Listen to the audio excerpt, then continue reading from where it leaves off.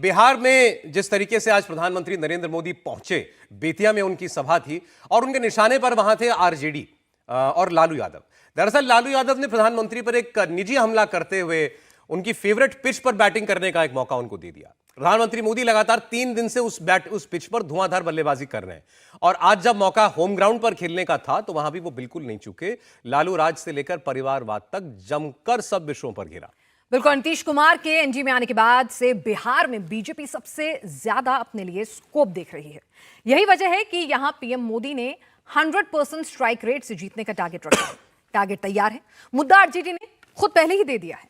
ऐसे में 5 दिन में पीएम मोदी ने दूसरी बार बिहार दौरा कर बिहार की सियासत में जबरदस्त सरगर्मी बढ़ा दी है। आज बिहार पहुंचकर प्रधानमंत्री मोदी ने कौन कौन से नए समीकरण साधने की कोशिश की, लालू यादव ने मोदी पर पर्सनल अटैक करके कितना बड़ा सेल्फ गोल किया, आज हम इन तमाम मुद्दों पर बात करेंगे।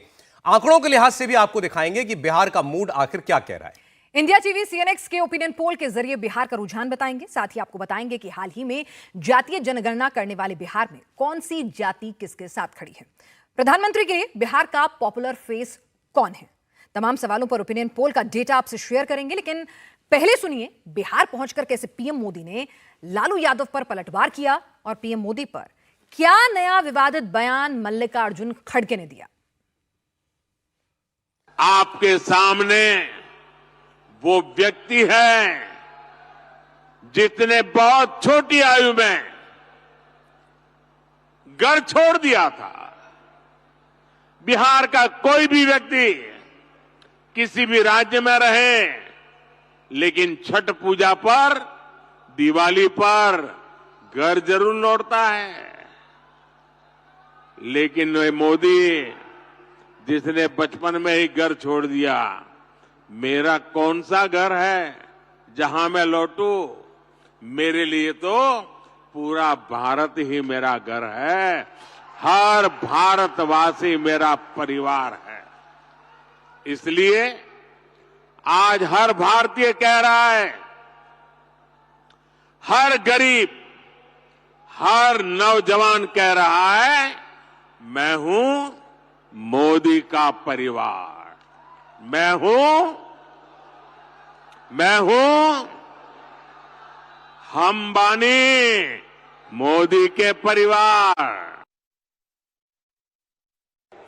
अब क्या है, उठते ही अब टीवी ऐसा ऑन करो, मोदी आ गए, मोदी की फोटो आ गई तो उस घर को दरिद्री लग गई।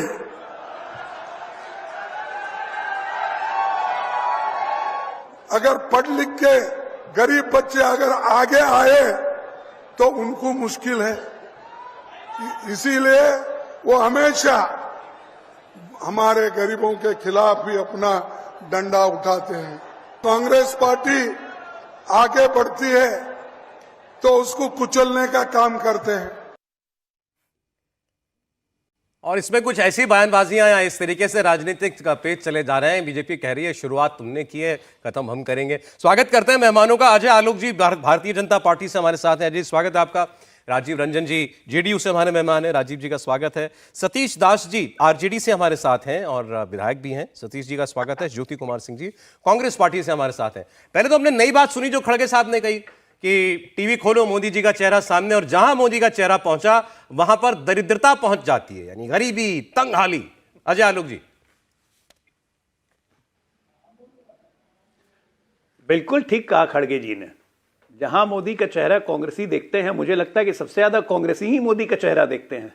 देखिए, राहुल गांधी जब से जवान होना शुरू हुए, जब 11-12 साल की उम्र में तो राजीव गांधी ले गए थे कांग्रेस को 404 पे, और राहुल गांधी 2002 से जब से मोदी जी का चेहरा देखना शुरू किया, कांग्रेस ऐसे ऐसे ऐसे ऐसे दरिद्र होती चली गई। या दरिद्रता का ये आलम है कि आज घट के 52 पे आ गए हैं और इस 2024 में 25 के भी नीचे जाने के पूरे आसार हैं।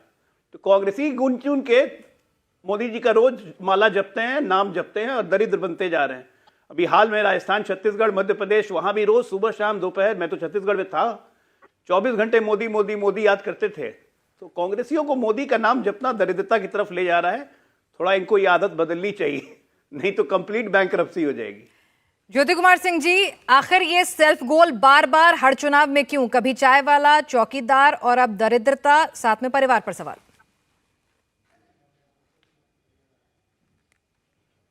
देखिए, बड़े बड़े आश्चर्य की बात है कि जब मोदी जी सुबह उठते ही उनको पूरा नेहरू से लेकर जितने देश के प्रधानमंत्री और महापुरुष रहे हैं, इनफैक्ट आज जब वो बेतिया में गए, उनको ये नहीं पता है कि वो कहाँ जाके भाषण दे रहे थे। उनको ये नहीं पता है कि महात्मा गांधी सत्याग्रह का पहला जो है वहीं से शुरू किए थे। अरे जाके प्रणाम कर लेते। लव कुश वहीं पर उनका जन्म हुआ, जरा वहां नमस्कार कर लेते, थोड़ा हिंदुओं का सम्मान कर लेते। और वहीं जाके जहां पर रामायण का महर्षि हिंदुओं का सम्मान मोदी जी नहीं करते हैं, आप ये कह रहे हैं क्या? उनको भी नमस्कार कर मतलब लेते। आप फिर से सोच लीजिए, क्यों हिंदुओं का सम्मान करते हैं मोदी जी? नहीं करते। क्यों नहीं हिंदुओं का सम्मान करते मतलब आप कह रहे हैं? हैं आप मोदी जी बिहारियों का सम्मान सम्मान नहीं कर लेते, वहां जाते तो बिहारियों का सम्मान हो जाता। आप जहां गए, बोलने दीजिए, सुन लीजिए पहले। आप जहां गए वहां चीनी मिल कितनी थी, आज बंद हो गई। आज उन किसानों के लिए बात कर लेते चीनी मिल के बारे में।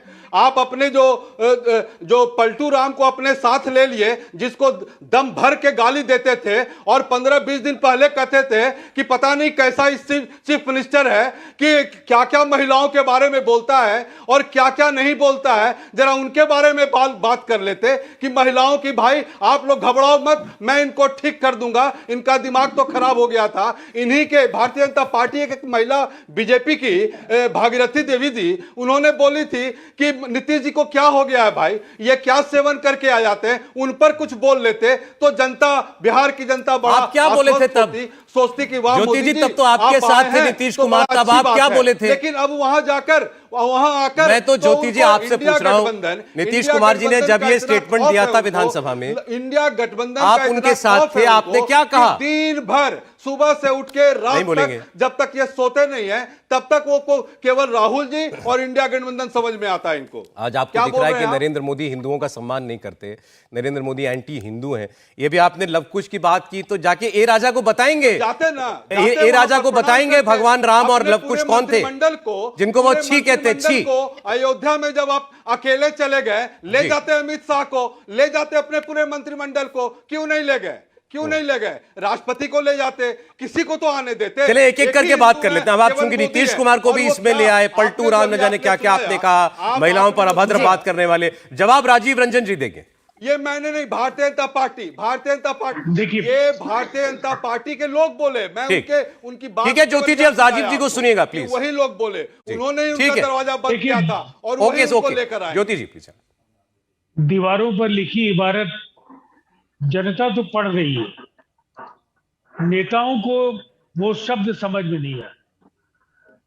जनता ने मन बना लिया 40 की 40 सीटें जनता दल यूनाइटेड, भारतीय जनता पार्टी और एनडीए में शामिल तमाम दलों को वो देने जा रहे हैं। वजह बिल्कुल साफ है, नरेंद्र मोदी जी को पहले हिंदू मानने से इनकार कर दिया लालू जी ने, और लगभग वैसे ही बयान कांग्रेस के प्रवक्ता के भी आए।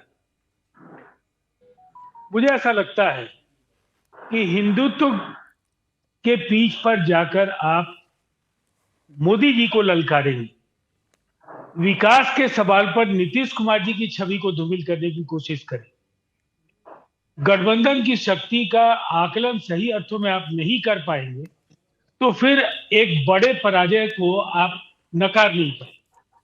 और ये सच है, हम लोग चुनावी जब नतीजे आएंगे तो उसका हम लोग विश्लेषण करेंगे, और विश्लेषण में फिर ईवीएम और तमाम तरह के सवाल भी आप उठें।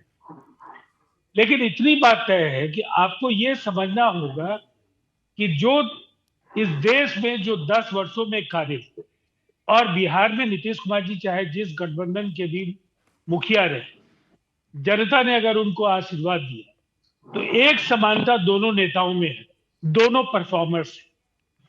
उन्होंने परफॉर्म किया है देश में, अपने प्रांत में, और शायद इसीलिए इस गठबंधन की ताकत को अंडरएस्टिमेट करके आप एक बड़ी भूल कर रहे हैं। व्यक्तिगत टिप्पणियां आप करते रहें जी, ठीक। आपकी बौखलाहट और आपकी हताशा को हम लोग समझ सकते हैं, क्योंकि अब इस तरह के विलाप और प्रलाप को सुनने की आदत हम लोगों को हो गई है।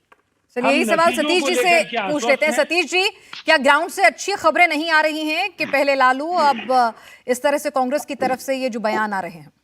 यही बताइएगा, लालू जी पूछ रहे थे मोदी जी का परिवार कौन है, कहाँ है, जवाब मिल गया? हाँ, मिल गया है। और सबसे पहले जो 3 मार्च को जो पटना के ऐतिहासिक गांधी मैदान में जो रैली हुई है, जो जन समुद्र उमड़ पड़ा है, जो जेपी आंदोलन से भी बड़ा युवाओं का एक जुटान हुआ है, उसके बाद से भारतीय जनता पार्टी और एनडीए गठबंधन के लोगों को 3 त्रिलोक लौक रहा है।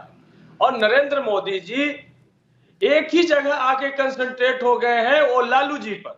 मतलब लालू जी की पहुंच और लालू जी की असर इतनी है कि नरेंद्र मोदी जी लालू जी से बाहर नहीं निकल पा रहे हैं। और उन्होंने कहा कि 140 करोड़ भारतीय हमारे परिवार हैं। बहुत अच्छा लगा सुन करके। तो क्या उस 140 करोड़ में भारत के बेरोजगार नौजवान उनके परिवार है कि नहीं? वो अग्निवीर अग्निपथ वाले उनके रोजगार उनके परिवार है कि नहीं? या जो पहलवान बेटियां जो भारतीय जनता पार्टी के सांसद के यौन उत्पीड़न से पीड़ित होकर के जो मेडल लौटा रही थी, जो जंतर मंतर पर जिनको घसीटा जा रहा था, वो उनके परिवार है कि नहीं? या जो किसान आज बॉर्डर पर जो एमएसपी की मांग को लेकर के महीनों दिन से अपना आंदोलनरत है, लाखों किसानों ने आत्महत्या किया है, जिन किसानों पर थार गाड़ी से रौंदा गया है, वो उनके परिवार है कि नहीं? ये नहीं, मोदी जी नहीं बताते हैं। और 2022 तक तो ये बात लालू जी पूछते ना। मैं ये कह रहा हूं, आप इतनी अच्छी अच्छी बातें करते हैं सतीश दास जी। नहीं मिला, वो उनके परिवार है कि? सतीश तो असल में उन्होंने, मोदी जी ने आज एक और बात कही। वो मैथिली में बोलना चाह रहे थे, लेकिन बोले अडानी हम आमानी, मतलब अडानी अंबानी उनकर परिवार बानी। ये साफ साफ उन्होंने कहा। सतीश जी मेरी बात सुनिए ना, मेरी बात सुनिए। आप इतनी अच्छी अच्छी बातें कर रहे हैं, आपने कहा कि मोदी जी इन सारे बातों पर नहीं बोलते। आप पूछिए ना, यही तो मुद्दे, यही तो सवाल हैं, आपको पूछने चाहिए। आप उनके राजनीतिक प्रतिद्वंदी हैं। सुनिए मेरी बात, लालू जी तो ये नहीं पूछे। लालू यादव ने इनमें से कुछ नहीं पूछा। लालू यादव ने भरी सभा में हजारों लोगों के सामने पूछा, नरेंद्र मोदी तुम्हारी संतान क्यों नहीं है? यह पूछा जाएगा नरेंद्र मोदी जी। आज देश की राजनीति में यह पूछा जाएगा। कोई लालू जी से पूछ लिया आपका 11 संतान क्यों है, बुरा लगेगा ना आपको? नरेंद्र मोदी ये देश की राजनीति का विमर्श नहीं हो सकता। नहीं, नरेंद्र मोदी जी परिवारवाद पे हमला कर रहे हैं, तो लालू जी ने कहा, यही तो साफ साफ कहा कि आपका परिवार कहां है? आप अभी मोदी जी ने कहा कि हम बचपन में ही घर छोड़ दिए थे, तो उनका विवाह किस उम्र में हुआ था, ये भी तो बता देते। अजय आलोक जी जवाब। आप अभी आप ऐसा नहीं कि हाथ जला करके कुछ सिखाओ, नहीं, दोबारा उसी पर जाना चाहते हैं। अजय आलोक जी देखिए, बिहार में कहावत है कि थेथड़ के पेड़ पे कितना भी लाठी मारिए कोई असर नहीं पड़ता है। तो ये आरजेडी पे बिल्कुल चरितार्थ होता है, बेकार है, फजूल है। उनको समझाने की कोशिश मत कीजिए।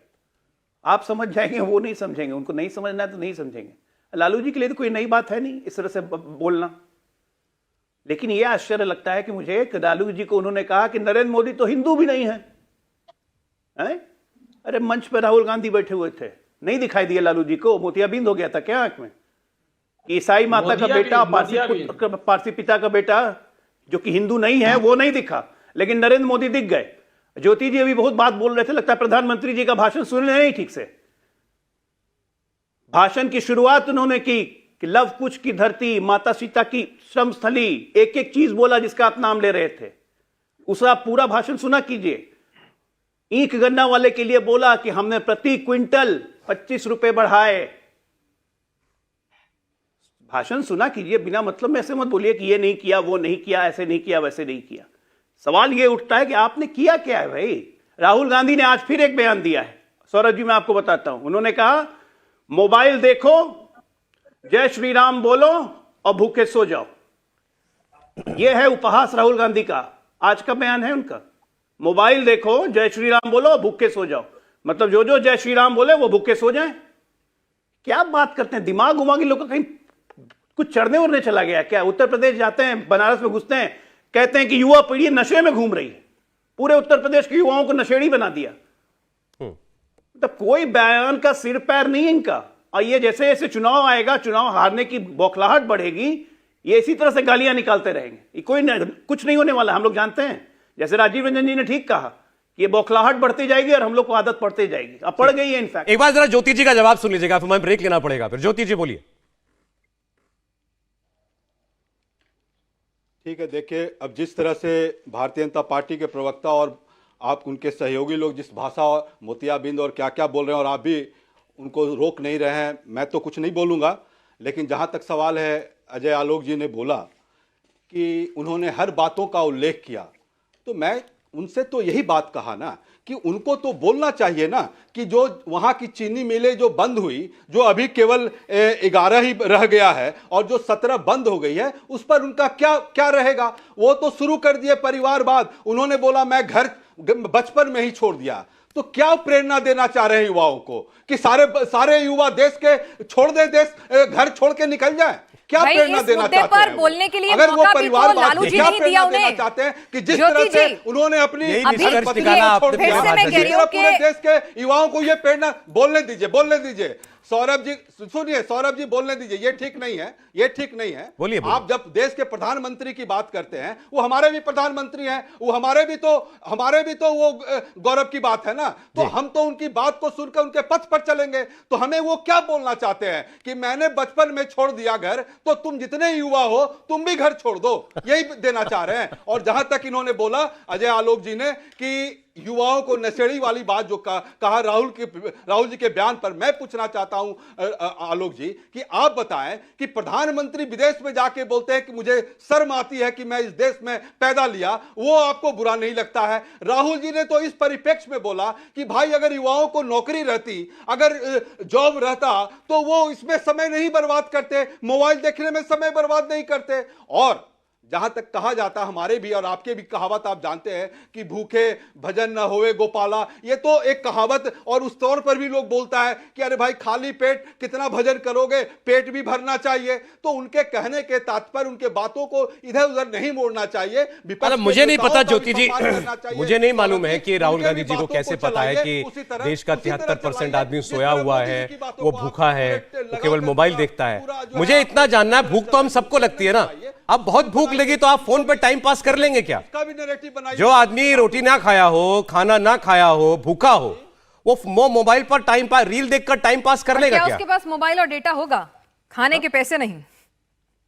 देखिए सौरभ जी, उनके कहने का मतलब है कि आप मोदी जी जो 2 करोड़ जॉब देने की बात किए थे, वो आप दे दें। आप क्यों नहीं? वो जो कहते हैं वो आपको समझाना क्यों पड़ता है? वो सीधे क्यों नहीं बता देते हैं कि राहुल जी के कहने का ये मतलब था? मतलब क्यों बताना पड़ता है? ज्योति जी माफ कीजिएगा, आपको रोक रहा हूं, मुझे ब्रेक लेना पड़ेगा, मजबूरी है मेरी। ब्रेक के बाद प्लीज आप कंटिन्यू कीजिएगा। छोटा सा ब्रेक ले रहे हैं। नरेंद्र मोदी बिहार में, हमने एक सर्वे किया बिहार में जाकर कि आज चुनाव हो जाए तो किसको कितनी सीटें मिलेंगी। सर्वे में क्या आया वो भी आपको हम दिखाएंगे, मेहमानों के पास भी लेकर चलेंगे। एक छोटा सा ब्रेक।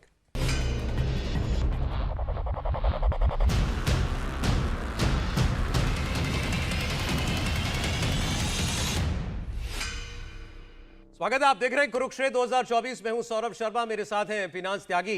मेहमान हमारे साथ बने हुए हैं। बिहार की राजनीतिक हालात को लेकर हम लोग चर्चा कर रहे हैं। आज मोदी जी भी बिहार में थे, लालू जी के बयान का जवाब भी उन्होंने दोबारा दिया वहां पर। एक बार जरा इंडिया टीवी सीएनएक्स के सर्वे ने आज अगर चुनाव हो तो बिहार की 40 सीटों में से कौन कितनी जीतेगा, इसको लेकर के क्या पाया, एक बार आपके सामने रखते हैं दोबारा और फिर उस पर अपने मेहमानों के साथ चर्चा करेंगे। तो 40 सीटों वाला बिहार है और सर्वे के मुताबिक परिस्थिति अगर आज चुनाव हो तो कुछ यूं रह सकती है। बीजेपी जीत सकती है 17 सीटें, जेडीयू यानी नीतीश कुमार 12 सीटें जीत सकते हैं। इसका मतलब 17 और 12 35 सीटें मिलाकर एनडीए जीतता हुआ दिखाई दे रहा है और एलजेपी की भी उसमें जोड़ दीजिएगा। आरजेडी को 4 सीट मिलती हुई दिख रही है, कांग्रेस को 1 सीट मिलती हुई हमको दिखाई दे रही है और अन्य को 2 सीट जो है वो जा सकती है। ओवरऑल एनडीए जो है 35 सीटों पर रह सकता है और ये सारी सीटें बिल्कुल। और इन सीटों में सिवान की सीट इंडिया गठबंधन के पास जा सकती है, खगड़िया की सीट, किशनगंज जो पिछली बार भी जो सिर्फ 1 सीट बचाने में कांग्रेस कामयाब हुई थी वही थी, और नवादा और इसके बाद बांका, बस। तो यानी कि बहुत ज्यादा तस्वीर बदलेगी ऐसा नहीं होता सबके साथ। पिछली बार 2019 में 39 सीटें थी एनडीए के पास, इस बार वो घटकर 4 सीटें कम होकर 35 रह सकती है। लेकिन शायद ये वो नतीजा नहीं है जिसकी उम्मीद इंडिया गठबंधन बिहार के अंदर कर रहा होगा। 1 सीट कांग्रेस को किशनगंज की और बाकी जो 4 सीट आप देख रहे हैं सिवान, खगड़िया, बांका और नवादा, ये आरजेडी के खाते में जा सकती हैं। तो इस सर्वे पर मैं चाहूंगा पहले एक रिएक्शन अजय आलोक साहब आपका। 39 से घटकर 35 पर आती हुई दिखाई दे रही है आपकी टैली। देखिए सौरभ जी, कई बार हम लोग सर्वे में बात कर चुके हैं। आप जानते हैं कि व्यक्तिगत तौर पे मैं सर्वे में विश्वास नहीं करता हूं, चाहे वो हमें जिता रहा हो चाहे हरा रहा हो। लेकिन बिहार की जमीनी सच्चाई ये है कि इस बार हम 40 की 40 जीतेंगे। उसका कारण है, अभी चुनाव की घोषणा नहीं हुई है, मोमेंटम पकड़ने में देर है और एक बार चुनाव की घोषणा हो जाएगी, ये सारे कैंडिडेट जब मैदान में उतरेंगे, तो एक जो बिहार का जो मूड है ना, वो मूड जैसे जैसे इलेक्शन आता है वो गर्म होते चला जाता है। जैसे डीजल इंजन गर्म होती है ना, पुराने जमाने में कहते थे ना डीजल इंजन गर्म हो जाएगा तो और तेज रफ्तार पकड़ता है, तो बिहार वैसी तेज रफ्तार पकड़ता है चुनाव के पहले। तो ये जब रफ्तार पकड़ेगा तो बिल्कुल ये धराशायी हो जाएंगे। 40 की 40 हम जीतने जा रहे हैं, इसमें कोई ठीक है, आप दावा कर सकते हैं, लेकिन तेजस्वी यादव ने पहले रफ्तार पकड़ी हुई है, वो तो पहले यात्रा लेके निकले हैं लोगों के बीच में, और भीड़ भी आ रही है उसमें, ऐसा नहीं है? देखिए, अब बुरा मत मानिएगा, आपके सर्वे में तेजस्वी यादव को और इंडी गठबंधन को ऐसे 5 दिखाई दे रहा है, आपने आरजेडी को 4 सीटें दी हैं, लेकिन सच्चाई यही है कि राजनीतिक अर्थी के लिए 4 कांधों की तो जरूरत पड़ती है, और एक आदमी चाहिए आग देने के लिए, तो 5 सीट आपने दिया है, लेकिन चक्कर यह है कि यह भी नसीब नहीं होने वाला है। सच्चाई यही है। सतीश जी, क्या कहना है आपको? ये जो डेटा हमारे सामने है, अभी हमने सर्वे किया, सर्वे नतीजे नहीं होते हैं, लेकिन फिर भी अभी तो हमने ये पाया। देखिए, जो सर्वे आपने किया, बिहार की जनता, देश की जनता ने गांधी मैदान में सर्वे दिखाया पहुंच करके, जहां पे 20 लाख से ज्यादा लोग मीडिया के अनुसार आए हैं। वहां पर ये दिख रहा है कि एनडीए गठबंधन के सारे लीडर यदि गांधी मैदान को भर दें तो आपका सर्वे को हम सही मान लेंगे। ये जो आप जो नतीजे दिखा रहे हैं, इसका एकदम उल्टा होने जा रहा है। लेकिन इस भीड़ को लाने के लिए रात भर क्या हुआ था, किस तरह से पूरा आयोजन चला था, उसकी भी तस्वीरें और खबरें हमने देखी थी। हाँ नहीं, ठीक है, आपने दिखाया, अच्छी बात है, लेकिन आप पूछ लीजिए मोदी जी को भीड़ को लाने के लिए मोदी जी जिस सभा में जा रहे हैं, कुर्सियां नहीं भर रही हैं। ये है भारत के प्रधानमंत्री 10 साल जो प्रधानमंत्री रहा उसकी स्थिति। और बिहार को उम्मीद था कि नरेंद्र मोदी आए हैं तो बिहार को विशेष राज्य का दर्जा देंगे, जो नीतीश कुमार का बहुत प्रतिष्ठित मांग रहा था। आएंगे तो नीतीश कुमार जी को जो डीएनए पे गाली दिए थे उसके लिए माफी मांगेंगे, लेकिन उन्होंने तो ऐसा कुछ नहीं किया और बिहार को अपमानित करने का ही काम किया।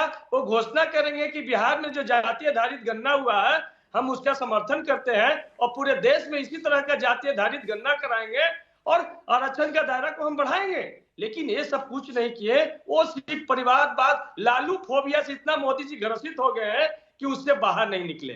जो लालू जी ने उनको हिंदू होने पर जो सवाल उठाया है उससे इतना विचलित हो गए हैं, और भारत के जो सच्चे सनातनी मानने वाले हैं, लालू जी की बात समझ में आई कि एक बेटा अपने माता के मृत्यु के बाद बाल और दाढ़ी नहीं बनाता है तो कैसा हिंदू है भाई, कैसा सनातनी है, कैसा राम जी के में प्राण डालने वाला प्रतिष्ठा। आप समझाइए जनता को, रैलियों से कही, हर रैली में ये बात कहनी चाहिए आपको, हर रैली में कहिए इस बात को। अभी आप राजीव रंजन जी आपकी बातों का जवाब दे देंगे जो आपने नीतीश जी के हवाले से कही। जी राजीव जी।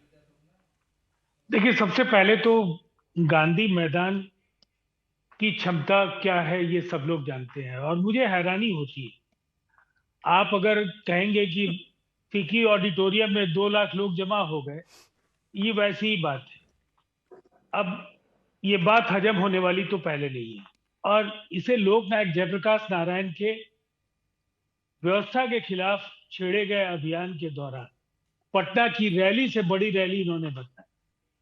इन्हें शायद पता नहीं, विधायक हैं लेकिन राजनीति में होंगे या नहीं होंगे उस दौर।